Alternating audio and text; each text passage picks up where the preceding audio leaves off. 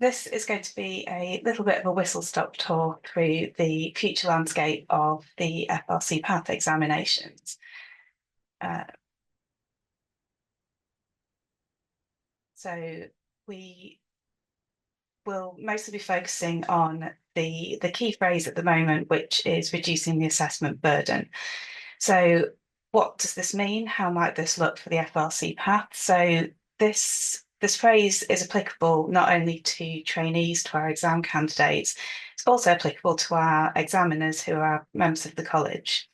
Um, it means ensuring that we are appropriately assessing candidates and trainees at the right point in their training programme, that we're not duplicating assessment, that we are minimising the crossover between exams, workplace-based assessment, other forms of assessment that they're undertaking.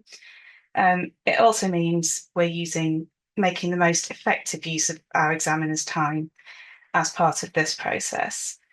Um, how is this going to start looking for us? There are a lot of things that we have already got in place that we are working through. So some of the things we are looking at are modularisation. We are looking at shorter, more focused exams. This doesn't mean in any way, shape, or form that we are dumbing down our exams. It means we are focusing them more appropriately. We're looking at things like using AI for question writing. We haven't started that, it's purely at an exploratory phase at the moment. We're looking at digital exam delivery. That's not just candidates sitting typing their answers into a computer, it's also looking at digitized microscopy work in exams. There's a lot going on, basically. So, as an example of how we're sort of future-proofing exams and working through reducing this assessment burden, I'm going to look at one of our part two examinations, just as a quick example of how over a period of years we've worked to make a more streamlined, more efficient exam for our trainees in this specialty. So back in the day, the microbiology part two exam was 4 days long. It was a day of written exams. It was a 3-day laboratory-based practical. It was incredibly time consuming for everybody involved. It was exceptionally expensive. It was difficult to host. We could obviously only host it in certain laboratories. We had to have certain reagents available, lots of laboratory-based equipment, the right people in the laboratory just in case something went terribly wrong. Um, it was a significant burden to both candidates and examiners. There was a huge amount of examiner involvement in making sure that things were there on the time, then marking afterwards. They were obviously away from laboratories and clinical work for several days. Candidates and trainees were also away from their day-to-day work and their home life for several days whilst we did this exam. And so the time came about 10 years ago to look at how we moved forward with this exam, made it more appropriate, made it more focused, made it more deliverable. So it reduced down to a 2-day exam. It was still, we had a written paper or 3 written papers. There were essays, there were short answer questions, there was critical appraisal. We did an OSPE, there was a complex clinical scenarios paper. Whilst it was a much shorter exam, it was much easier to host because we didn't need a specialist laboratory. We were still finding there was a lot of overlap, not only in exam content between papers, but with workplace-based assessment and with other things. And again, it was very time consuming. We were producing hundreds of questions for this exam, um, and covering some things were being covered more than once that didn't need to be. So we sat down and reviewed it again. The exam was shortened again, and it's now a 1-day exam. It is 2 papers. There is an OSPE, which involves some written exam and a couple of face-to-face stations. And then there's a written paper, which is clinical scenarios and short answer questions. It reduces the assessment burden, not only for the candidates and the examiner, but also for the examiners. It's 1 day away. Um, it's a lot less production of written questions. We've mapped it very carefully to make sure there's no overlapping content. It means the exam is focusing on specific things that it needs to focus on. So this is kind of the approach that one of the approaches that we're looking at across specialties. There are obviously, we have a lot of specialties, it's very complex, and I've refrained heroically from putting up a slide that shows all of the exams and all of the specialties just to demonstrate that. But this is a really good example of where we've started, the direction of travel that we're taking. And my next slide is very wordy. Very sorry about that. This is just a short summary of some changes that we've made in, the last 18 months alone. Um, so clinical biochemistry, we made some temporary changes to allow us to keep delivering exams during COVID without changing the format, without changing the standard. We made those permanent changes last year. We also removed the written project from the part two, which has significantly reduced the burden on everybody. Trainees are no longer having to take time out of of practice to sit and write a 6,000 word dissertation that was duplicating things unnecessarily, and examiners no longer having to mark them. Um, in toxicology, we removed the practical necropsy component. We now deliver this via a casebook or a logbook.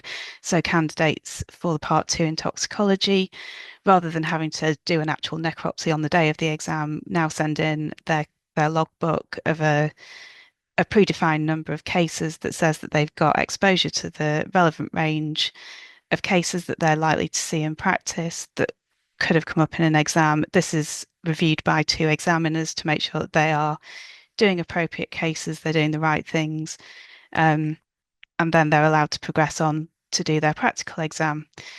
In a number of clinical science specialties, we have made some changes to the part one exam. We have not completely removed the essays. They're still there, but they have evolved. They're now called long answer questions, with the bearing in mind that we wanted to make these more structured, make them easier to mark for the examiners. You would have a predefined marking scheme.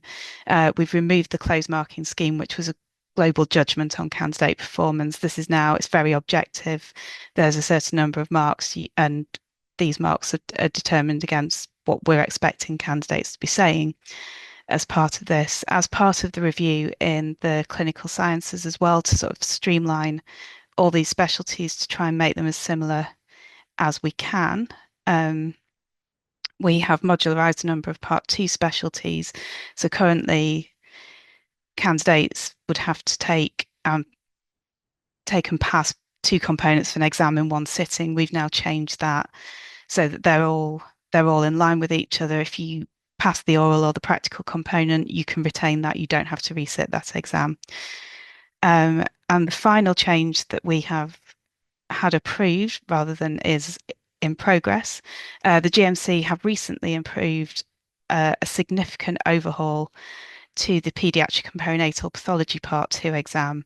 So this currently is a 3-day exam. It has 6 components. Candidates have to pass everything in a single sitting. It is very high pressure for everybody. There's a high level of examiner involvement. It's very pressurized for candidates. So what we're moving towards from spring 2027, I think, is a 2-module approach to the exam. There will be a pediatric surgical focus module and a perinatal focus module. We've also, in the same way toxicology have done, removed the need to do a practical autopsy as part of the examination. Candidates will submit a logbook to again say that they've done all the right things, they've been seeing the right scope of cases, and these will be assessed ahead of the exam. It's just one of the many things that we're looking at to try and make the exam process as almost painless as we can make it for people. So just to sum up, unfortunately, I have to put in a disclaimer every time I talk about, the future of exams, what we're doing, what we're looking at. For specialties that are regulated for us by either the GMC or the GDC, in fact, and I apologise for forgetting them on there, we have to go through an approval process anytime we want to make a change to the exam.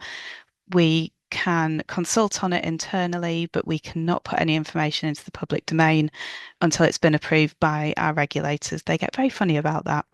So It's also not a very quick procedure. It's not that we send it into the GMC and next week they say, yes, brilliant, you can change the exam. It takes time. It's reviewed by groups within the GMC. They will come back to us with questions to make sure we've thought everything through properly, that we have done our due diligence if they think we haven't done it.